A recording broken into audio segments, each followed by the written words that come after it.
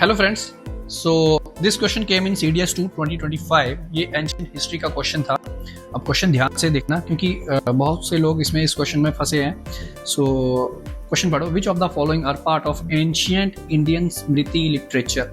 तो ध्यान से सुनना, इंडियन स्मृति लिटरेचर पूछा गया है।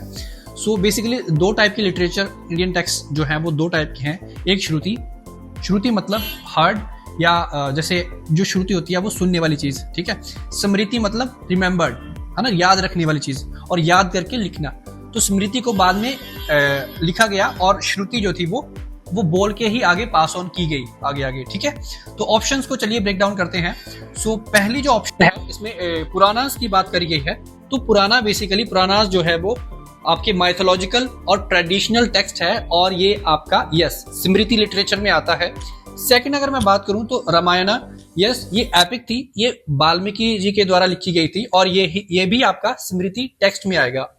थर्ड अगर मैं बात करूं थर्ड ऑप्शन की, कल्प सूत्र, तो कल्प सूत्र basically is a Jain literature और ये भद्रबाहु के द्वारा लिखी गई थी। सो ये आपका श्रुति और स्मृति में नहीं आएगा। फोर्थ आपका अगर मैं वेदास की बात करूं तो Veda is a core shruti literature और ये स्मृति में नहीं आएंगे। वेदा बेसिकली आपके जैसे ऋग वेदा, साम वेदा, अथर्व वेदा, ये बोल के आगे पास ऑन किए गए, बाद में लिखे गए ये, ठीक है।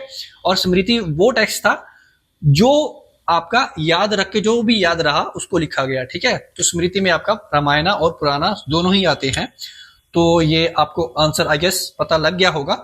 और ऐसे ही आपको यूपीएससी क्वेश्चन एग्जामिनेशन के एक्सप्लेनर चाहिए और CDS के, CAPF के, NDA के, तो जुड़े रहिए न्यू करियर्स एकेडमी के साथ। जय हिंद माय फ्रेंड्स।